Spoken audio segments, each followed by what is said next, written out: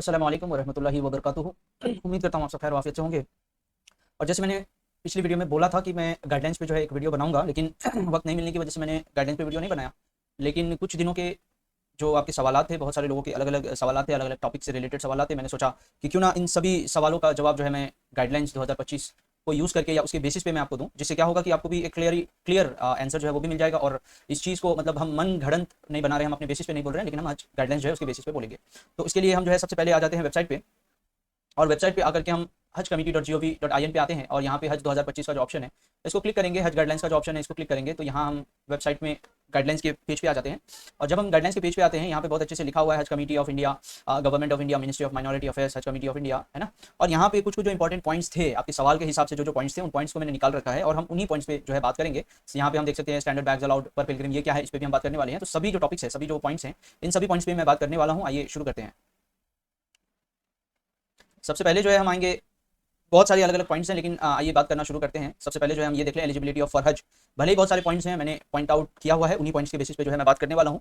अगर हम बात करेंगे एलिजिबिलिटी फॉर हज, हज की एलिजिबिलिटी के लिए अगर हम बात करें तो सबसे पहला जो पॉइंट है यहीं पे दिया हुआ है, any person who is not in position of machine readable valid Indian international passport will not be applicable to go. ठीक है, पहले तो ये समझ ले, किसी भी ऐसे शख्स के पास में, किसी भी ऐसे इंडिविजुअल के पास में जिसके पास में हज कमेटी ऑफ इंडिया का, सॉरी, इंडियन गवर्नमेंट का या इंडियन इंटरनेशनल पासपोर्ट जो होता है वैलिड, अगर वो नहीं है तो वो इंटरनेशनल ट्रैवल नहीं कर सकता, तो वो हज पे भी नहीं जा सकता। लेकिन अगर वहाँ जाना है आपको तो उसके लिए आपके पास जो पासपोर्ट है उसकी एक्सपायरी डेट या उसकी जो वैलिडिटी है वो कम से कम 15 जनवरी 2026 तक का होना चाहिए। ठीक है, वो यहाँ पे मार्क किया हुआ है, इसको मैंने मेंशन कर दिया।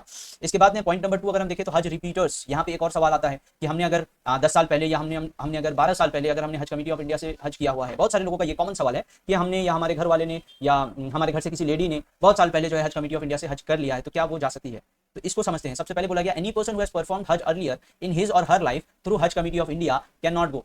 पहली बात, except for a person who has applied under the category of mehram for a lady pilgrim or as a companion for pilgrim aged 65 years or above, or a companion for ladies without mehram pilgrims aged 65 or above, or a companion for pilgrims which benchmark disabilities on the basis of appropriate solemn declaration and undertaking। ठीक है, तो यहाँ पे clearly जो बोला गया वो ये है कि कोई भी इंडिविजुअल, जितना भी आप फॉर्म फिलअप करेंगे, एचएफ फॉर्म जो है, आप फॉर्म फिलअप करने के बाद में जो आपका एचएफ फॉर्म है उसको अगर आप डाउनलोड करते हैं तो वहां पे आपको एक चीज देखने को मिलेगा कि एक तो होता है आपका एचएफ फॉर्म और उसके बाद का जो पेज होता है दैट इज सेल्फ डिक्लेरेशन। उसमें जो भी एप्लीकेंट हैं, जो भी हाजी हैं, उनको खुद से डिक्लेयर करना होता है, वहाँ डेट, वहाँ पे location, name of the place और साथ में उनका सिग्नेचर देना होता है। और इसके बेसिस में क्या होता है, डिक्लेरेशन में क्या है, डिक्लेरेशन में अलग अलग जो कैटेगरीज है, कैटेगरीज के बेसिस पे कुछ कुछ अलग अलग डिक्लेरेशन होता है, लेकिन जो कॉमन है वो ये है that every pilgrim is going to do हज once in a life time through हज कमेटी ऑफ इंडिया। हज कमेटी ऑफ इंडिया से उनका जो हज है वो सिर्फ एक ही बार होगा, except for the cases. What are the cases? The very first case, सबसे पहला जो केस हमारा है that is if any person, अगर मैं मेल की बात करूं तो कोई भी ऐसा मेल जो किसी 65 और अबव वाले जो कोई भी ऐसे पिलग्रिम है उनका अगर कंपेनियन बन के जाते हैं, देन ही कैन गो। और any male who is going as a मेहरम for any women, any lady of his family, he can go. तो यहाँ पे हमको ये समझ में आ रहा है कि हज कमेटी ऑफ इंडिया से आप एक ही बार जा सकते हैं, एक्सेप्ट फॉर द केस जहां पे आप या तो किसी 65 अबव वाले का आप कंपेनियन बन के जा रहे हैं, ठीक है, हेल्प बन के जा रहे हैं, या फिर आप किसी ऐसे पर्सन के साथ जा रहे हैं जिनका वो बेंचमार्क डिसेबिलिटी है, जो खुद से मूव नहीं कर सकते, जिनको चलने में दिक्कत है, ठीक है, या जो अगर व्हीलचेयर में भी बैठे तो उनको व्हीलचेयर भी पुल करने के लिए कोई चाहिए। ऐसे केस में you can go as companion बन के आप जा सकते हैं। ठीक है, उसी तरह एक और पॉइंट था, उसी तरह एक और क्लॉज था, दैट वाज कि अगर आपके घर में कोई ऐसी लेडी है जिनके साथ जाने के लिए कोई महरम नहीं है, तो in that case you will be applicable, आप जा सकते हैं एज द महरम ऑफ दैट लेडी। ठीक है, तो ये 2 पॉइंट थे। और उसके बाद में इसमें हम पॉइंट नंबर 5 अगर देखें तो लेडीज नॉट अकम्पनीड बाय शरिया महरम। ठीक है, तो यहाँ पे हम एक चीज समझेंगे कि any lady who is not accompanied by शरिया महरम, तो वो जाएंगी तो उनको कैसे जाना है। यहाँ पे अगर हम देखें लेडीज ट्रैवलिंग विदाउट देयर महरम्स, तो इसमें क्लियरली ये मेंशन है लेडीज एज्ड अब 45 और अबव। तो सबसे पहला लेडीज विदाउट महरम वाली जो कैटेगरी है, इस कैटेगरी को समझने के लिए सबसे पहला हमको ये समझना है कि there minimum age has to be 45। ठीक है, 45 से कम एज होगा लेडीज विदाउट महरम कैटेगरी में, they can not go, first of all. Secondly इसके बाद यहाँ पे ये बोला गया are allowed to travel in groups of 4 और मोर लेडीज। तो उनका जो ग्रुप है, ग्रुप का size minimum has to be 4 and maximum has to be 5, because a group, Haj committee of India के जो कवर है, कवर का साइज ही है 5, तो they can not go more than 5 but minimum has to be 4। तो 45 साल से as उनका ज्यादा होना चाहिए और मिनिमम जो उनके ग्रुप में लोग होंगे, मिनिमम जो उनके ग्रुप में जो लेडीज होंगे, दैट हैज टू बी 4। ठीक है, कम से कम 4, उससे ज्यादा 5। ठीक, तो this was point number 4। Let's come to next point, that is point number 6। Point number 6 में है सबमिशन ऑफ डॉक्यूमेंट्स। डॉक्यूमेंट्स जो है इससे रिलेटेड एक बहुत ही अहम जो पॉइंट है इस बार जो शेयर किया गया, that is all provisionally selected applicants shall submit downloaded copy of online HAF duly completed in all respects along with a self attested copy of the first and last page of machine readable valid Indian international passport। इससे पहले तक में हमने ये देखा था पिछले सालों तक हमने ये देखा था कि जब भी किसी भी एप्लीकेंट का फॉर्म सिलेक्शन हो जाता था, उनका सिलेक्शन हो जाता था, तो सिलेक्शन होने के बाद जो है उनको एक गिवन टाइम पीरियड के अंदर जो है उनका एडवांस पेमेंट जमा करना होता था, और एडवांस पेमेंट के साथ साथ उनको HAF फॉर्म, उनको पासपोर्ट, उनको फोटो, पासपोर्ट साइज फोटो, उसके बाद में उनको सेल्फ डिक्लेरेशन, फिटनेस सर्टिफिकेट, ठीक है, और अगर उन्हें कैंसिल चेक अगर उन्होंने दिया है या बैंक पासबुक दिया है फ्रंट पेज, तो इन सब चीजों को जो है जमा करना होता था even with in a given time period. लेकिन इस बार जो किया गया है दैट इज कि यहाँ पे एकदम क्लियरली मेंशन है कि सबमिशन ऑफ डॉक्यूमेंट्स अगर हम बात करेंगे तो यहाँ पर कहीं पे भी ये नहीं बोला गया कि पासपोर्ट जमा करना है, यहाँ पे ये बोला गया है along with self attested copy. तो आप जो है आपके पासपोर्ट जो है अगर आपका सिलेक्शन हो जाता है तो पासपोर्ट का फ्रंट पेज और पासपोर्ट का जो लास्ट पेज है जिसमें आपकी डिटेल जो है वो प्रिंटेड होती है, उन दोनों का प्रिंट निकालना है और उनके प्रिंट वाले जो पेज है उसमें सेल्फ अटेस्टेड करना है। आपको खुद से सिग्नेचर करते हैं या फिंगरप्रिंट देते हैं, जो भी है उसको आपको खुद से करके HAF फॉर्म, हज एप्लीकेशन फॉर्म और बाकी जो भी रिक्वायरमेंट्स है जैसे self declaration, medical fitness certificate, पे इन स्लिप और एडवांस पेमेंट जो करते हैं उसका पे इन स्लिप, ये सब के साथ में आपको क्या देना है, self attested copy of the passport, front page और लास्ट पेज, पासपोर्ट ओरिजिनल नहीं देना है, ठीक है। तो ये एक पॉइंट जो था जो आपको ध्यान में रखना जरूरी है। Point number 7 how to apply. अब हाउ टू अप्लाई में यहाँ पे हम देख लेंगे कि कैसे कैसे करना है, लेकिन इससे पहले आइए ये समझ लेते हैं कि अप्लाई करने के लिए क्या कुछ चाहिए। ये मैंने पिछले वीडियो में भले ही मैंने बताया हुआ है, वापस से मैं रिपीट कर देता हूँ। एप्लीकेशन करने के लिए आपको क्या चाहिए, first and last page of machine readable passport, आपका जो पासपोर्ट है उसका फर्स्ट और लास्ट पेज चाहिए, स्कैन करके आपको देना होता है। इसके बाद लेटेस्ट पासपोर्ट साइज फोटोग्राफ जो आपका लेटेस्ट अगर हो तो बेहतर है। कॉपी ऑफ कैंसल चेक होना चाहिए, या फिर क्या होना चाहिए, या फिर आपका जो बैंक अकाउंट है उसका फ्रंट पेज जो है वो आपको देना पड़ेगा। It can comply with any, like अगर मान लीजिए आपके पास में ज्वाइंट अकाउंट है वो भी चलेगा, ठीक है। अगर आपके पास में ज्वाइंट अकाउंट नहीं है, सिंगल है, वो भी चलेगा, ठीक है। अगर आपके पास में चेक नहीं है, सिर्फ पासबुक है, पासबुक चलेगा। बहुत सारे लोगों का इससे रिलेटेड बहुत सारे सवाल हैं कि मेरे पास में या मेरे घर में किसी का चेक नहीं है तो क्या मैं अपना दे दूं? नहीं, बिल्कुल नहीं, जो कवर है उन्हीं का दें, उनका अगर चेक नहीं, उनका बैंक अकाउंट होगा, बैंक अकाउंट दे दें, ठीक है। इसके बाद एड्रेस प्रूफ जो है, अगर आपका address is as same as your passport, अगर पासपोर्ट में जो एड्रेस है वही एड्रेस आपका अभी का एड्रेस है, तो ऐसे केस में आप पासपोर्ट का जो बैक पेज है उसको सबमिट करेंगे, काम हो जाएगा। लेकिन मान लीजिए आपने किसी एक स्टेट में रहते हुए आपने पासपोर्ट बनाया था, लेकिन करंटली आपका जो एड्रेस है वो चेंज है, वो डिफरेंट है, और उस करंट एड्रेस पे अगर आपका कोई भी रेलिवेंट डॉक्यूमेंट है, विच डॉक्यूमेंट, कोई भी, जैसे आधार कार्ड हो सकता है वहां से, या वहां पे कोई आपने एक बैंक अकाउंट बना लिया वो हो सकता है, या इलेक्शन कार्ड हो सकता है, ठीक है, वोटर आईडी बोलते हैं इसको, या फिर यूटिलिटी बिल सर्विस जो आप ले रहे हैं उस सर्विस में से किसी भी एक सर्विस का बिल, जैसे इलेक्ट्रिसिटी बिल या वाटर बिल या टेलीफोन बिल या गैस कनेक्शन बिल, ठीक है। तो अगर आपका एड्रेस सेम नहीं है तो ये वैलिड होगा, अगर सेम है तो इसकी कोई जरूरत ही नहीं है, ठीक है। इसके बाद let's come to point number A. यहाँ पे बोला गया composition of cover, only family members are and near relatives. यहाँ पे जो मेरे को बताना था दैट वाज प्रीपोनमेंट और postponement of the date of flight by some और a few pilgrims under one cover is not permitted. Last year हमने देखा कि बहुत सारे लोगों का कहना था कि हमारा जो ग्रुप है 5 लोगों का ग्रुप है, लेकिन उस 5 लोगों के ग्रुप में से मैं चाहता हूं, मतलब एक सिंगल इंडिविजुअल चाहता है कि मैं अपना हज कंप्लीट करके मैं like within 3-4 days I want to return back, बाकी जो हमारे लोग हैं वो लोग आराम से बाद में आएंगे। तो हज कमेटी ऑफ इंडिया ने इस पे एक पॉइंट क्लियर कर दिया कि प्रीपोनमेंट और postponement of the last flight या on the date of flight can not be change for only 1%। अगर चेंज होगा पूरे ग्रुप के लिए होगा, अदरवाइज नहीं होगा, ठीक है। तो यहाँ पे कोई भी ग्रुप है, एक ग्रुप है, ग्रुप में अगर 5 लोग हैं तो अगर उनको अर्ली फ्लाइट चाहिए 5 का होगा, अगर उनको लेट फ्लाइट चाहिए 5 का होगा, कोई आगे पीछे नहीं होगा। Same happens with the return flight also, ठीक है। वापस वाला जो फ्लाइट है उसके लिए भी सेम केस होगा। Let's come to the next topic that is the details of expenditure. बहुत सारे लोगों का सवाल था कि क्या खर्चा कैसे है, तो ये डिटेल्स ऑफ एक्सपेंडिचर यहाँ पे दिया गया है, क्या क्या एक्सपेंसेस की गई थी, ये आप क्लियरली देख सकते हैं। हज 2024 का एक्सपेंस है, ठीक है, हज 2024 का एक्सपेंस है। मक्का अकोमोडेशन, मक्का में जो आप का जो रहना होता है, मक्का बोलेंगे तो अजीजिया, ठीक है, अजीजिया में जो आप रहते हैं तो उसका एस्टिमेट जो है वो 2250 सऊदी रियाल, यहाँ पे क्लियरली दिया हुआ estimated cost per pilgrim in Saudi riyal. तो सऊदी रियाल में कितना खर्च होता है वो यहाँ पे मेंशन है। इसके बाद मदीना अकोमोडेशन, मदीना में जो आप होटल्स में रहते हैं उसका क्या खर्चा है, 1200 रियाल उसका लग जाता है। बस ट्रांसपोर्टेशन अजीजिया टू हरम शरीफ, लोग कहते हैं ना कि हम वहाँ पे जाएंगे तो क्या हमको 24/7 मिलता है, और इसी के लिए यहाँ पे जो है इसका आपको चार्ज भी देना होता है, that is 250 Saudi riyal, 250 Saudi riyal देना होता है, ठीक है। पॉइंट नंबर 4 है 1% reserve accommodation as per Saudi ministry of हज एंड उमरा अफेयर्स रिक्वायरमेंट, ठीक है। तो ये सऊदी मिनिस्ट्री ऑफ हज एंड उमरा अफेयर्स का जो रिक्वायरमेंट है उसके बेसिस पे इसको रखा जाता है, ठीक है, उसके बेसिस पे ये चीज जो है चार्ज किया जाता है। इसके बाद पॉइंट नंबर 5 में आ जाएंगे तो तवाफा, इट इज अ कंपनी, एक कंपनी है जो सर्विस प्रोवाइड करती है, सी पैकेज का सर्विस वो प्रोवाइड करती है, तो उस कंपनी ने इस पैकेज का 2626 रियाल जो है वो चार्ज किया हुआ है। इसके बाद compulsory ground service fees, ground service अगर हम बात करेंगे तो ग्राउंड सर्विस में क्या आ जाएगा, हज के दिनों का जो फी है उसको यहाँ पे ऐड किया गया है। इसी के बाद इसी की तरह हम अगर देखेंगे तो कैंप जो है मीना में जो मीना हो गया, मीना मुजदलिफा अरफात, ये सब जगह पे जहाँ पे आपको रहना होता है कुछ टाइम के लिए, इसको कैंप फी के अंदर में इंक्लूड किया जाता है। इसके बाद पॉइंट नंबर 6 में देखेंगे वीजा फीस, वीजा के जो चार्जेस है that is 300 riyal Saudi riyal. Electric services fee, जो बिल्डिंग में आप रहते हैं इलेक्ट्रिक चार्ज नहीं देते उसका ये है, ठीक है। इसी तरह इंश्योरेंस का भी यहाँ पे दिया हुआ है। ग्राउंड फीस अगेन यहाँ पे ये जब हम ग्राउंड फी बोल रहे थे ये अजीजिया का है, ठीक है। इसके बाद बस ट्रांसपोर्टेशन अगर हम बात करें तो जद्दा एयरपोर्ट, जब इंडिया से आप जा रहे हैं जद्दा एयरपोर्ट पे जा रहे हैं, मक्का से मशायर is the places during the हज पीरियड के टाइम पे जो ट्रांसपोर्टेशन हो रहा है वो। इसके बाद वहां से वापस से मक्का बोलेंगे, मतलब आप ये समझ जाइए अजीजिया की बात की जा रही है। उसके बाद मक्का से फिर मदीना से फिर एयरपोर्ट, ठीक है। तो ये उन लोगों के लिए है जो जिनका फ्लाइट जो है जद्दा में लैंड होता है, इंडिया से जो लोग जद्दा लैंड करते हैं। सेम अगर हैपेंस विद यहाँ पे अगर ऐसे लोग हैं जिनका फ्लाइट जो है इंडिया से पहले मदीना जाता है तो यहाँ पे जद्दा के बदले मदीना ले लें, मदीना के बदले में जद्दा ले लें, दैट्स इट, ठीक है। इसके बाद है मेट्रो ट्रेन टिकट, तो जिनको मेट्रो की सर्विस मिलती है यहाँ पे उन लोगों का यहाँ पे चार्ज देख लीजिए आप 350 रियाल, ठीक है।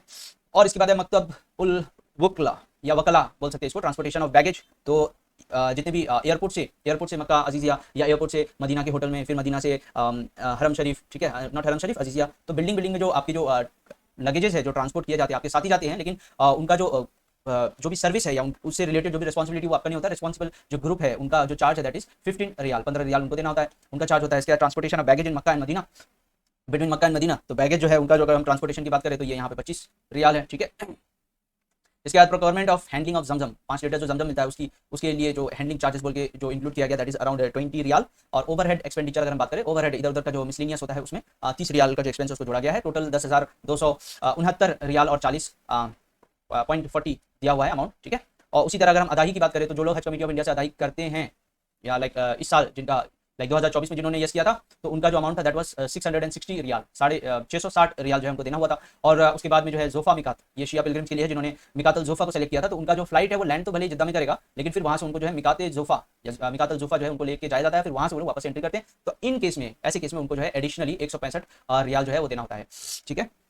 उसके बाद आइए अगले पॉइंट में, पॉइंट नंबर 10 में अगर हम बात करें तो यहाँ पे क्लियरली मेंशन है ऑर्डर ऑफ प्रायोरिटी। अगर हम सिलेक्शन की बात करें या इसको अगर हम सपोर्ट की बात करें तो सपोर्ट सिस्टम में भी अगर हम देखेंगे तो 65 और अबव वाली जो कैटेगरी उनको पहले सपोर्ट मिलेगा, उसके बाद लेडीज विदाउट महरम का कैटेगरी को मिलेगा, ठीक है, सॉरी लेडीज विदाउट महरम ऑफ 65 प्लस जो कैटेगरी है उनको मिलेगा, और उसके बाद लेडीज विदाउट महरम वाली कैटेगरी को मिलेगा, और सबसे आखिर में जो सपोर्ट है that is for general category, ठीक है। इसके बाद आ जाइए हम पॉइंट नंबर 11 में आते हैं, एप्लीकेंट्स एज 65 और अबव। अगर इसमें हम आए तो यहाँ पे पॉइंट नंबर, पहले तो हम देख लेते हैं एप्लीकेंट टू कंप्लीट 65 इयर्स और more on the prescribed closing date of receipt of हज एप्लीकेशन। तो ये पॉइंट ए है। पॉइंट बी अगर हम बात करें तो one companion is a must for pilgrim age 65 और above and no pilgrim age 65 और above will be registered alone, ठीक है। इस पे भी मसला बन रहा है, फॉर्म फिलअप में बहुत सारे लोगों का क्वेरी आ रहा था कि हम जो है हमारे ग्रुप में एक जो है जो 65 अबव है, लेकिन उनके साथ जो दूसरे हैं तो उनका 61 है एंड वो जाना चाह रहे हैं but they are unable to, ठीक है। तो इस पे भी कुछ बात की जा रही है, बातचीत हो रही है, अब देखते हैं क्या रिस्पॉन्स आता है हज कमेटी ऑफ इंडिया की तरफ से।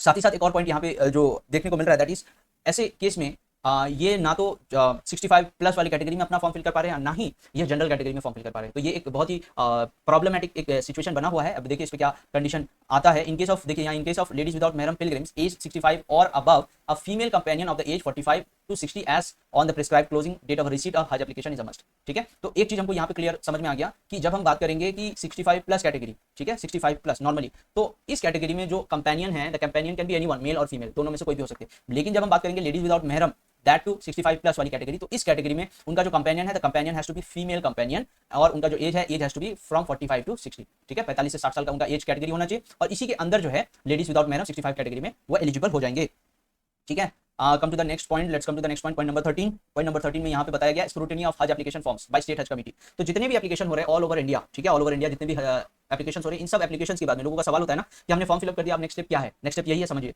फॉर्म फिलअप करने के बाद में आपका जितना भी एप्लीकेशन हुआ, ये सारा एप्लीकेशन आपकी स्टेट हज कमेटी के पास जाता है, ठीक है। स्टेट हज कमेटी या तो executive officer of the given state Hajj committee, किसी भी गिवन स्टेट हज कमेटी के जो एग्जीक्यूटिव ऑफिसर है, या तो वो खुद से एक एप्लीकेशन को वेरीफाई करके अप्रूव करेंगे, या फिर ही विल ऑथोराइज, ठीक है, he will authorise any other individual, other official, वो किसी स्टेट गवर्नमेंट के किसी और ऑफिशियल को जो है वो ऑथोराइज करेंगे कि ये काम वो करे, ठीक है। तो होता ये है कि इसी तरह हम देखेंगे कि हर एक डिस्ट्रिक्ट का, अलग अलग डिस्ट्रिक्ट के जो माइनॉरिटीज का जो ऑफिस होता है, माइनॉरिटीज से रिलेटेड जो ऑफिशियल्स होते हैं, ये उनको दिया जाता है कहीं कहीं पर, ठीक है। और वहां पे इनका क्या काम होता है, वहां पे इनका ये काम होता है कि दे स्क्रूटिनी द एप्लीकेशंस, स्टेट में या उस डिस्ट्रिक्ट में जितने भी एप्लीकेशंस आए उनको स्क्रूटनाइज करने का काम उन माइनॉरिटी के ऑफिसर्स का होता है, वो उसको स्क्रूटनाइज करते हैं। उनको अगर कोई इशू दिखता है, ही विल कॉन्टैक्ट यू, वो आपसे कॉन्टैक्ट करेंगे, अगर नहीं दिखता है then he will generate your cover number, ठीक है। तो ये जानना बहुत जरूरी था, क्योंकि आपको पता होना चाहिए कि आपका जो कवर नंबर है वो कैसे जनरेट होता है और कहां से होता है। तो आपका जो कवर नंबर है वो आपकी स्टेट हज कमेटी से जनरेट किया जाता है, और एकदम क्या बोलते हैं इसको, कलेक्टेड अगर हम बात करें या कनेक्टेड अगर हम बात करें, तो कनेक्टेड में हम देखेंगे कि आपके जो डिस्ट्रिक्ट जो ऑफिशियल्स हैं, या ज्यादातर यहाँ ये जो रोल है ये इनके पास में होता है, ठीक है। ये जानना बहुत ज्यादा जरूरी था, क्योंकि सवाल आ रहा था लोगों का कि कैसे होगा, क्या होगा। और इसके बाद में आइए नेक्स्ट पॉइंट में, ये डिस्ट्रीब्यूशन ऑफ कोटा है, इस पे हम आगे बात करेंगे आने वाले टाइम पे, ठीक है। जो भी गाइडलाइंस है हम गाइडलाइंस के बेसिस पे बात करेंगे, लेकिन पूरा गाइडलाइंस एक साथ कंप्लीट करना इज नॉट कॉमन थिंग, वो इजी नहीं है जो एक बार में हम कर लें। पॉइंट नंबर 18 अगर हम आ जाए, rules of cancellation and refunds, इसको समझना जरूरी है, क्योंकि यहाँ पे बोला गया only cancellation on the grounds of death और serious elements of the person concern will be allowed, ठीक है। तो अगर मान लीजिए आपने फॉर्म फिलअप कर लिया, आपका सिलेक्शन हो गया और आप बोल रहे हैं कि कैंसिल कर दो, ऐसे नहीं होगा, ठीक है। यहाँ पे एकदम क्लियरली मेंशन किया गया कि डेथ, सिर्फ डेथ और सीरियस एलिमेंट, एक्सीडेंट हो गया या कोई सीरियस बीमारी हो गया, तो ऐसे केस में ही कैंसिलेशन जो है वो अलाउड है, अदरवाइज अलाउड नहीं है। इसको ध्यान में रखना जरूरी है। इसके बाद में पॉइंट नंबर आइए 19 में। पॉइंट 19 में अगर हम आ जाए तो यहाँ पे बहुत सारे पॉइंट्स है। 19 में payments by pilgrims and confirmation, payments की बात की जा रही है। तो यहाँ पे पहला तो बैंक रेफरेंस नंबर, ये क्या होता है ग्रुप में आपको बता देंगे, ग्रुप ज्वाइन करिए, डिस्क्रिप्शन में जो है लिंक हमने दिया हुआ है। इसके बाद में आइए पेमेंट कैसे करना है। पेमेंट करने के लिए आपके पास में बहुत सारे ऑप्शन है। क्रेडिट कार्ड से कर सकते हैं, डेबिट कार्ड से कर सकते हैं, नेट बैंकिंग, यूपीआई, ये सारा ऑनलाइन मेथड हुआ। ऑफलाइन मेथड क्या है, फॉर्म आप डाउनलोड करेंगे, उसको फिल करेंगे, फिल करने के बाद में कैश लेकर के आप बैंक पे जाएंगे, नियरेस्ट बैंक पे उसको आप जमा कर सकते हैं। वही बैंक है जिसमें आप जमा कर सकते हैं। पहला है स्टेट बैंक ऑफ इंडिया और दूसरा बैंक जो है यूबीआई है, ठीक है, यूनियन बैंक ऑफ इंडिया, ठीक है। इसके बाद में आ जाइए पॉइंट नंबर सी, एडवांस हज अमाउंट। एडवांस हज अमाउंट क्या है, क्योंकि जैसे ही लोगों का सिलेक्शन होगा पता नहीं कि क्या करना है, कैसे करना है, इसीलिए all the professionally selected Pilgrim, जितने भी पिलग्रिम्स हैं जिनका प्रोफेशनली सिलेक्शन होता है, कुर्रा में सिलेक्शन होगा, लॉटरी में सिलेक्शन होगा, उनको एक गिवन टाइम पीरियड मैक्सिमम 10 दिन का टाइम मिलता है। उसके अंदर अंदर जो है 1,30,300 रुपए पर एप्लीकेंट का देना होगा, ठीक है। तो अमाउंट जो है अगर आपने एप्लीकेशन दिया है, अमाउंट रेडी करके रखें, पैसा रेडी रहना चाहिए, सो दैट जैसे ही आपका सिलेक्शन हो, अगर सिलेक्शन हो जाता है आपके पास में पैसा रेडी रहना चाहिए, because you have limited time, ज्यादा टाइम नहीं होता आपके पास, ठीक है। तो ये हो गया पॉइंट नंबर सी। इसके बाद आइए पॉइंट नंबर ई में आ जाए। तो ई में अगर हम आए तो बैलेंस हज अमाउंट, टोटल अमाउंट कितना होगा, ये थोड़ा बहुत आइडिया मिल जाएगा हमको। देखिए समझते हैं।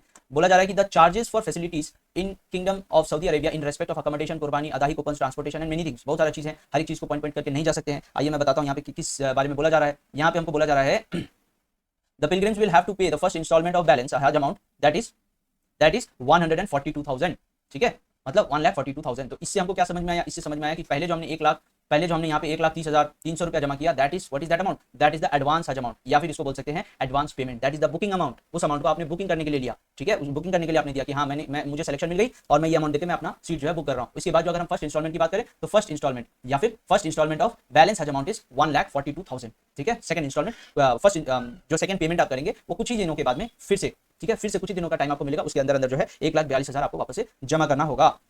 इसके बाद में वीजा फी अगर हम बात करें, अभी थोड़ी देर पहले भी मैंने आपको चार्ज जो है उस पर बताया भी था 300, यहाँ पे भी हम देख ले वीजा फीस अगर बोले तो all pilgrims including repeaters intending to visit kingdom Saudi Arabia will be required to pay for Hajj visa as informed by Saudi authorities for Hajj 2025। For Hajj 2024 the visa fee was 300 Saudi riyal, ठीक है। तो 2024 का ही rate वापस से यहाँ पे बताया गया कि पिछले साल 300 सऊदी रियाल था चार्ज, और इस साल भी जो भी चार्ज होगा वो आपको देना होगा, ठीक है। इसके बाद आइए point number 21, accommodation and transport facility in मक्का। तो मक्का में अकोमोडेशन और ट्रांसपोर्ट फैसिलिटी की अगर हम बात करें तो यहाँ the regulation specify that each pilgrim in Mecca is entitled to 4 square meters of space. Space जो है मतलब ऐसा नहीं हो सकता कि कुछ लोगों का सवाल होता है कि चलिए हमारे ग्रुप में 3 लोग हैं तो क्या हमको प्राइवेट रूम मिलेगा, बिल्कुल नहीं मिलेगा, क्योंकि वो जो रूम होता है ना मक्का में या असीसिया में जो रूम होता है वो रूम उसी प्लान को लेकर के ही बनाया गया, ऐसा आप कह सकते हैं। ये सिर्फ हज के सीजन में ही एक्टिव रहता है, हज का सीजन जैसे खत्म रूम जो है खाली हो जाती है, वीरान हो जाता है अजीजिया, ठीक है। तो ये आपको समझना पड़ेगा कि आप अगर बोलेंगे कि हमारे घर से इतने लोग हैं और हमको क्या अलग से रूम मिलेगा, नॉट पॉसिबल, ठीक है। नॉट जस्ट इन हज कमिटी ऑफ इंडिया, अगर आप प्राइवेट से भी जाते तो भी दैट इज नॉट पॉसिबल, ठीक है। इसके बाद बोला जा रहा है it may be noted that as per तसरी कैपेसिटी अ सिंगल रूम में हैव अप टू 10 बेड्स, ठीक है। एक सिंगल रूम जो है उसमें मैक्सिमम 10 बेड हो सकते हैं, मैक्सिमम होता नहीं है, तकरीबन आप मान लीजिए 5-6 बेड होगा या 4 बेड होगा, 4 तो कम से कम बहुत कम अगर होता है तो 4 होता है, लेकिन मैक्सिमम अगर हम बात करें तो 5-6 बेड होगा, 7 बेड होगा, 8 बेड होगा, डिपेंड करता है, ठीक है। तो इसके लिए जो है आपको तैयार रहना है। इसके बाद बोलते हैं room allocation in both Mecca and Medina will be managed through a computerised system. इस पे अभी बात चल रही है, इस मसले पे भी बात चल रही है। Male and female pilgrims will be housed in separate rooms as per the Saudi regulations. Efforts will be made to accommodate pilgrims of a cover in the same building, ठीक है। अब यहाँ पे male pilgrims will not be allowed entry into the rooms meant for female pilgrims and vice versa on account of the Saudi regulations applicable in KSA, ठीक है। तो ये जो बात बोला गया है, ये बात एकदम क्लियरली मेंशन कर दिया गया है कि पहले क्या होता था ना, पहले ग्रुप में मेल है फीमेल है तो उनको एक रूम दिया जाता था, और कभी कभी ऐसा होता था कि मान लीजिए एक फैमिली से सिर्फ 2 लोग जा रहे हैं तो 2 लोगों के लिए तो अलग रूम नहीं है, तो इसके लिए उनको दूसरे ग्रुप के साथ में एडजस्ट करके उस रूम में रखा जाता था। तो यहाँ पे महरम नॉन महरम वाला इशू होता था, पर्दा का इशू होता था, और इस वजह से पिछले सालों में जो है बहुत सारे हाजियों ने ये क्वेरी उठाया था कि वी नीड टू हैव पर्दा या कोई एक ऐसा सेटअप बनाइए। बहुत सारे लोगों ने खुद ही बोला था कि मेल को अलग करिए, फीमेल को अलग करिए, ठीक है। और जब ये लास्ट ईयर भी ये बात जो है बोला गया था हज कमेटी ऑफ इंडिया की तरफ से, तो उस टाइम पे हम देखते हैं कि बहुत सारे लोगों ने इसी को ऑब्जेक्ट किया था कि नहीं ऐसा नहीं करना चाहिए। एनीवे जो भी हो देखा जाए कि क्या किया जाता है इस पे, ठीक है। आइए अगर हम अकोमोडेशन की बात करें तो accommodation at least 1 bathroom for 12 pilgrims, 12 हाजियों पे एक बाथरूम अलॉट किया जाएगा। तो जब 12 हाजियों पे एक बाथरूम अलॉट किया जा रहा है तो इससे हमको ये समझना जरूरी है कि हमको भी खुद से रिस्पॉन्सिबल होना पड़ेगा। रिस्पॉन्सिबिलिटी जो है थोड़ा बहुत हमको खुद को भी लेना पड़ेगा, क्योंकि पिछले साल की अगर मैं बात करूं तो एक साहब थे और उनका जो नाम और स्टेट जो है मैं यहाँ पे नहीं बोलना चाहूंगा, लेकिन वो बताते थे कि उनके जो ग्रुप के मेंबर्स है या वो उनके जो रूम के मेंबर्स है वो they were using the washroom, but वो कचरा करके वॉशरूम को लीव कर देते थे। दैट इज नॉट गुड, वो सही नहीं है। अगर आप यूज कर रहे हैं तो आप सोचो कि अगर आपको सफा मिला है वॉशरूम तो आपके बाद वाले को भी सफा मिलना चाहिए। तो इस पे इसका ध्यान जो आपको रखना है, स्पेशली जहाँ पे क्लियरली मेंशन किया गया कि एक बाथरूम जो है 12 लोगों के लिए है। इसी तरह एटलीस्ट 1 किचन फॉर 30 पिलग्रिम्स, 30 हाजियों पे एक किचन मिलेगा, ठीक है। Sufficient lift in case of multi storey buildings, ज्यादातर जो है वहाँ पे मल्टी स्टोरी बिल्डिंग ही है, ऊंची बिल्डिंग्स हैं, तो ऊंची बिल्डिंग्स में आपको लिफ्ट की फैसिलिटी मिलेगी। लेकिन इस साल जो है आपको ध्यान रखना है कि लिफ्ट अगर आप बटन दबा रहे हैं, दरवाजा खुल रहा है, तो पहले ये देखिए कि अंदर कुछ है या नहीं, ठीक है। वो लिफ्ट का जो अंदर जो बॉक्स होता है वो आया है या नहीं आया ये देखना जरूरी है। और इसके साथ भी जो है ओवरलोड आपको नहीं करना है, एहतियात के साथ में जो है लिफ्ट को आपको यूज करना है, क्योंकि पिछले साल जो हुआ वो बहुत ही बुरा हुआ और उस पर बहुत सारी जो सवाल जो है वो भी बहुत सारे लोगों ने किया कि ये क्या है, मिसमैनेजमेंट है। लेकिन एक्चुअल में हमारी भी जो रिस्पॉन्सिबिलिटी, हमको भी बहुत सारी चीज़ों को खुद भी हमको देखे चलना चाहिए। मैं ये समझता हूँ। इसके बाद है next point, adequate air conditioning arrangements तो एयर कंडीशनिंग जो है या एसी या कूलर जो बोलिए, इसकी जो सर्विस है वो आपको अवेलेबल मिलेगी। साथ ही है water dispenser at each floor for drinking water. इसकी तो बहुत सारी वीडियो मैंने लास्ट ईयर देखा हुआ था कि वो जो पानी जो है वो स्पिल हो रहा है और लोग जो है सिर्फ वीडियो बना के भेज रहे हैं। अपने एंड से अगर पॉसिबल होता है वो करिए, या फिर जो बिल्डिंग के जो रिस्पॉन्सिबल कुछ जो मौलिम है आपके, उनके उनकी तरफ से जो कुछ लोग अलॉट किए जाते हैं उनसे आपको रब्ता करना चाहिए। काम नहीं होता है उसके बाद तो कंप्लेन करना है ही, कोई दिक्कत की बात नहीं है। इसके बाद अगर हम बात करें वाटर डिस्पेंसर की, मैंने बता दिया मैंने, maintenance of air conditioners, elevators, electricity, plumbing and sewerage, और ये सब के लिए जो है ना बंदा रखा हुआ रहता है, कोई ना कोई सर्विस के लिए जो है ना लोग रखे रहते हैं। बस आपको उनसे बात करना होता है। यहाँ देखिए एटलीस्ट वन हारिस, हारिस वही जो मैनेज करेंगे, मैनेजर बोल सकते हैं इनको, ठीक है। At least one Haris and sufficient cleaners for cleaning the common area. अब यहाँ पे जो बात है जो क्लियरली यहाँ पे बता दिया गया, that is for common area, cleaning of the common area. तो कॉमन एरिया जो है जैसे हॉल हो गया, स्टेयर्स हो गया, गेट हो गया, बस इन सब चीजों के लिए हर एक के रूम में जा जाकर ये लोग साफ नहीं करेंगे, तो इसको आपको खुद संभालना होगा। वन बिग साइज रेफ्रिजरेटर, एक बड़ा साइज का रेफ्रिजरेटर जो है वो बिल्डिंग में मिलेगी, लेकिन क्योंकि वो बड़ा साइज का रेफ्रिजरेटर है that is open for everyone. पता चला कि आप जाके सामान रख रहे हैं, थोड़ी देर बाद जा रहे सामान निकालने, सामान नहीं है, ठीक है, तो इसका भी आपको एहतियात रखना जरूरी है। इसके बाद one residential gas electric stove in each kitchen as per the Saudi regulations. तो ये सारी चीजें जो है गैस या इलेक्ट्रिक स्टोव जो है ये सारा कुछ आपको दिया जाएगा। इसके बाद बोला गया इंटरनेट और wifi on each floor. Internet की तो फैसिलिटी अवेलेबल रहती ही है, इसके बारे में तो कोई कंप्लेंट अभी तक उस हिसाब से देखने को नहीं मिला है।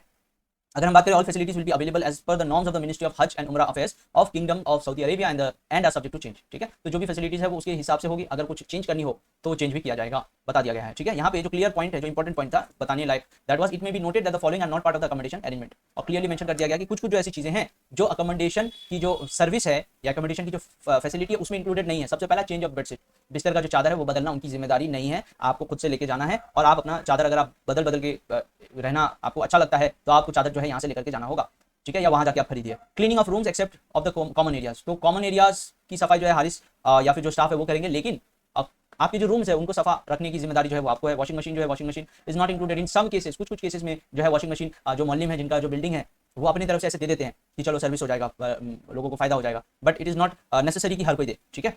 So that is not a part. और उसी तरह जो लास्ट पॉइंट है that is food and catering, खाना पकाना या पकाया हुआ खाना लाके देने की जो रिस्पॉन्सिबिलिटी है वो मोहल्लिम की नहीं है, वो आपको खुद से मैनेज करना होगा।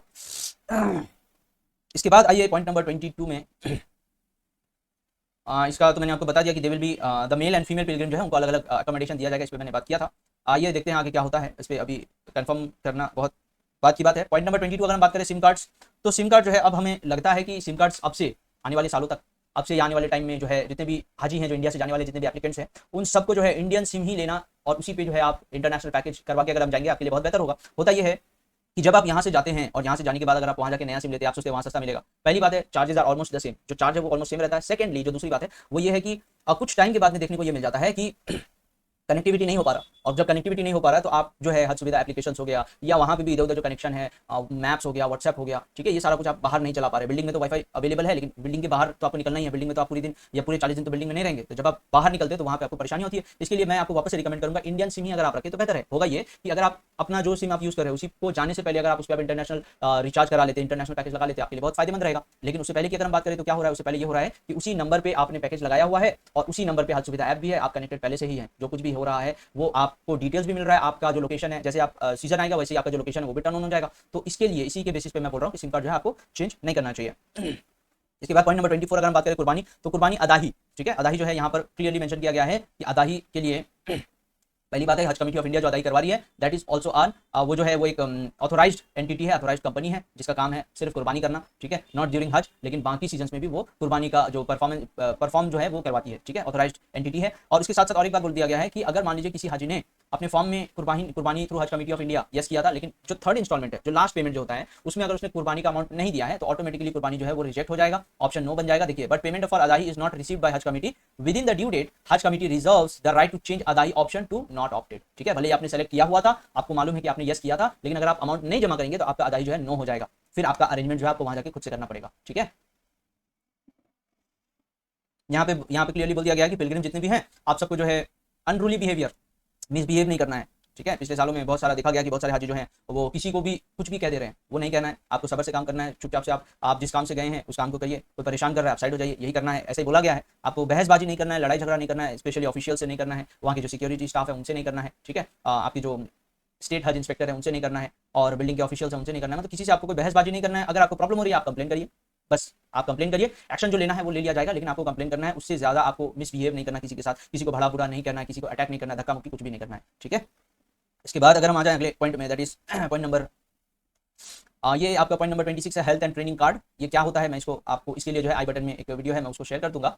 और इसके बाद है ओरल पोलियो वैक्सीनेशन, ये हमने देख लिया है। पॉइंट नंबर 29 अगर हम आ जाए एम्बार्केशन पॉइंट। एम्बार्केशन पॉइंट क्या है, there will be 20 embarkation points for the pilgrims of Hajj 2025। Embarkation points 20 embarkation points का जो है नाम दे दिया गया है। Once the embarkation point is selected, no request for change of embarkation point shall be entertained. अगर आपने किसी एयरपोर्ट को एक बार सेलेक्ट कर लिया, उसको आप बाद में नहीं चेंज कर सकते, ठीक है। दो प्रेफरेंस दिया गया है, प्रेफरेंस 1, प्रेफरेंस 2। अगर आपको चेंज करना है तो प्रेफरेंस 1 में एक एम्बार्केशन दीजिए, प्रेफरेंस 2 में दूसरा दीजिए, ठीक है। और उसी के बेसिस पे जो है आपको अलॉटमेंट किया जाएगा। और ये जो है ये जो चार्ट अगर हम देखेंगे तो इस चार्ट में 20 के 20 एम्बार्केशन पॉइंट जो है उसको दिखाया गया है। और साथ ही साथ उनका जो एयर चार्ज था, एयर फेयर क्या था, वो यहाँ पे मेंशन किया गया है। इसको आप खुद भी हज कमेटी ऑफ इंडिया में आएंगे वेबसाइट पे, और वहाँ से आप इंग्लिश जो गाइडलाइन है उसको डाउनलोड करके पेज नंबर 27 में आएंगे तो आप देख सकते हैं, ठीक है। जो कि सबसे महंगा अगर हम बात करें तो 166 है और 173। तो सबसे महंगा जो एयर फेयर जो चार्ज लगा था, ठीक है, दैट वाज 1,73,000, वो था गया, ठीक है। गया का जो अगर टोटल भी हम अमाउंट देखेंगे तो टोटल गया का सबसे ज्यादा है 4,11,600 रुपया। और उसके बाद में जो है महंगा दैट इज 4,04,850 श्रीनगर का, और उससे कम जो है दैट इज 4 लाख रुपया, 4,02,700 वो है विजयवाड़ा का, ठीक है। तो इसको आप देख सकते हैं। बाकी जितने भी दीगर एम्बार्केशन पॉइंट्स हैं उन सबका थोड़ा बहुत वेरीफाइड है, थोड़ा बहुत आगे पीछे है रेट्स, ठीक है। और इसको समझने के लिए जो सबसे अहम पॉइंट जो है या सबसे बेसिक जो चीज़ है वो ये है कि आप ये देख लीजिए कि जो एयरपोर्ट ज़्यादा बिजी है या जिस एयरपोर्ट पे फ्लाइट का आना जाना ज़्यादा है, उस एयरपोर्ट का जो एयरफेयर है वो थोड़ा सस्ता आपको देखने को मिल जाएगा। जैसे यहाँ पे अगर हम मुंबई की बात करें, मुंबई अगर हम मुंबई की बात कर लें तो 83,000। अब कहाँ कहाँ 83,000 और कहाँ 1,73,000। तो ये अंतर है, ये डिफरेंस है in the embarkation point because of the business of that given airport, ठीक है। आइए पॉइंट नंबर अगर हम 31 में आ जाएं तो पॉइंट नंबर 31 में बोला गया ड्यूरेशन ऑफ स्टे। तो ड्यूरेशन स्टे जो है पहले होता था 30 to 45 डेज, इस बार एकदम क्लियरली इसको बोल दिया गया 40 to 45 डेज, ठीक है। तो कम से कम आपको 40 दिन मिलेगा, ऐसा आप मान सकते हैं। पॉइंट नंबर 32 अगर आ जाए, इनकेस ऑफ डेथ, अगर मान लीजिए वहाँ पे इंतकाल हो जाता है, किसी भी एप्लीकेंट का, किसी भी हाजी का इंतकाल हो जाता है, तो सबसे पहला क्या किया जाएगा सबसे पहला जो है हज पीरियड बोला जा रहा है बरियल रिचुअल्स में be perform as per prevailing practices in kingdom of Saudi Arab. वहाँ पे अगर वहाँ पे इंतकाल होता है तो तदफीन जो है वहीं करा दिया जाएगा, वहाँ के जो टर्म्स एंड कंडीशंस है, वहाँ का जो रूल्स एंड रेगुलेशन है उसके बेसिस पे। और उसके बाद जो ओरिजिनल डेथ सर्टिफिकेट है उसको वहाँ से भेज दिया जाएगा नॉमिनी के पास, ठीक है। नॉमिनी का जो एड्रेस है, नॉमिनी डिटेल जो मांगा जाता है, इसलिए मांगा जाता है, वो जो है थ्रू हज committee of through consulate general of India Jeddah जो है वहाँ से ये भेज दिया जाएगा, ठीक है। इसके बाद अगर हम आ जाएं स्टेट हज इंस्पेक्टर, तो स्टेट हज इंस्पेक्टर का जो डिनोमिनेशन है या इनका जो ये जो डेजिग्नेशन है, इस डेजिग्नेशन पे अगर हम देखें तो इस डेजिग्नेशन पे पहले जो एक डेजिग्नेशन था उसका नाम था खादिमुल हुज्जाज। और खादिमुल हुज्जाज सिर्फ स्टेट गवर्नमेंट के जो एम्प्लॉयज हैं उन्हीं को बनाया जाता था, गवर्नमेंट जो सर्वेंट्स हैं उनको ही ये खादिमुल हुज्जाज का ऑप्शन जो है वो मिलता था। तो यहाँ पे भी इस साल भी देखा जाएगा कि जो स्टेट हज इंस्पेक्टर जो है वो भी गवर्नमेंट सर्वेंट्स को ही बनाया जाएगा, ठीक है। और इसके बाद में हम आ जाते हैं पॉइंट नंबर 33 हो गया 34 person with special needs. In case of person with special needs, कोई भी ऐसे पर्सन है जिनका स्पेशल नीड्स है, उनको व्हील चेयर या उनको सपोर्ट करने के लिए लोग चाहिए, तो ऐसे केस में हम देखेंगे, ऐसे केस में हमको देखने को मिलेगा कि वहाँ पे कंपेनियन का बात जो है मैंने आपको पहले भी बता दिया था, तो ये सारी चीज़ें जो है वहाँ पे शेयर कर दिया जाएगा। इसके बाद बैगेज की अगर हम बात करें तो बैगेज का जो डायमेंशन और उसका जो वेट है, पहला तो है check in bag. Check in bag अगर हम बात करें तो पर हाजी पे 2 चेक इन बैग मिलता है ऑफ 20 kgs ईच, मतलब एक अगर बैग आप ले रहे हैं, मोस्टली ये प्रीफर किया जाता है कि अगर आप सूटकेस लेते हैं, ट्रॉली लेते हैं, तो दैट इज मच प्रेफरेबल। उसका एक बना हुआ फॉर्मेट होता है, बना हुआ उसका साइज होता है, और वो साइज जो है बार बार चेंज नहीं किया जा सकता, वो एक उसका स्ट्रक्चर होता है। तो उस स्ट्रक्चर के अंदर में बोला जा रहा है कि एक ट्रॉली जो है that has to go maximum 20 kgs। तो 2 अगर आपको मिल रहा है तो 40 kgs यहाँ पे हो जा रहा है। और उसके बाद में जो हैंड बैग है आपका, that hand bag has to be maximum 7 kgs। तो टोटल एक हाजी को 47 kgs का वेट मिलता है। इसके बाद let's come to point number 30। ये लॉस्ट बैगेज क्लेम प्रोसीजर है, इसको मैं आने वाले टाइम पे इसको अच्छे से एक्सप्लेन कर दूंगा। 37 अगर हम बात करें तो ban items and other restrictions, क्या क्या चीजें हैं जो आपको नहीं ले जाना है, जैसे कैरिंग इन्फ्लेबल आइटम्स, ऐसे आइटम्स जो इन्फ्लेबल है जैसे केरोसिन, पेट्रोल, स्टोव, ये सारा कुछ ले जाना मनाहियत है। इंपॉर्टेंस ऑफ खसखस, सॉरी इंपोर्ट ऑफ खसखस नहीं ले जा सकते हैं। Viagra, tablets, sexual oil, cream, synthetic कपूर, किस्टोन, खमीरा, गुटखा, खैनी, गुल, पेपरमिंट, ये सारी चीजें जो है ले जाना ममानियत है। They are prohibited if you are found with them, तो आप पे जो है पेनल्टी लगाया जा सकता है, आप पे जो है रेस्ट्रिक्शंस किया जा सकता है, आपको रोका जा सकता है, ठीक है। और यहाँ पे बहुत सारी ऐसी चीजें हैं जिसको आपको देखना है, देखना जरूरी है। इसके बाद अगर हम आ जाए पॉइंट नंबर 38 में, तो रिफंड्स की अगर हम बात करें तो रिफंड्स में देखिए यहाँ पे क्लियरली बोला गया है कि अगर किसी भी केस पे अगर आपको रिफंड करना पड़ रहा है, या मान लीजिए आप कैंसिल कर रहे हैं, आप रिफंड अगर आप उम्मीद कर रहे हैं, तो उसके लिए ये क्लियरली मेंशन किया गया कि अप टू 18 फरवरी 2025, 18 फरवरी 2025 तक अगर आप रिफंड के लिए अप्लाई करते हैं तो 2,000 रुपये काट के बाकी अमाउंट जो है आपको भेज दिया जाएगा, वापस कर दिया जाएगा। 19 फरवरी 2025 से 18 अप्रैल 2025 तक अगर आप कैंसिलेशन के लिए अप्लाई करते हैं, ठीक है, तो आपको जो है 9,000 रुपया टोटल अमाउंट जितना आपने दिया है उसमें से 9,000 काट के बाकी आपको दे दिया जाएगा। इसके बाद बोला जा रहा है कि टिल 72 आवर्स, फ्लाइट से 72 घंटा पहले से पहले तक अगर आप कर रहे हैं, फ्लाइट से 72 घंटा पहले अगर आप कैंसिल कर रहे हैं तो 25,000 काट के बाकी जो भी अमाउंट आपने जमा किया वो आपको रिटर्न मिल जाएगा। और सबसे आखिर में है कि अगर आपका फ्लाइट से 72 घंटा से कम का टाइम बचा है, तो ऐसे केस में अगर आप कैंसिल करते हैं तो आपका 1 way air fare plus visa fee was last year it was 300 Saudi riyal, तो वो अलॉन्ग विद दैट आपका एक साइड का जो एयर फी था उसको डिडक्ट करके बाकी उसके बाद आपको जो है अमाउंट दिया जाएगा। कुछ कुछ केसेस में ऐसा भी बोला गया है कि नहीं भी दिया जाएगा, ठीक है। साथ ही साथ यहाँ पर हम एक और चीज देखते हैं, this provisions will not however apply if cancellation is due to death. अगर मान लीजिए जाने से कुछ दिन पहले ही जो एप्लीकेंट है उनका डेथ हो गया या उनको कोई सीरियस बीमारी हो गया, तो ऐसे केस में ये इनके लिए एप्लीकेबल नहीं होगा। इनका सिर्फ 2000 रुपये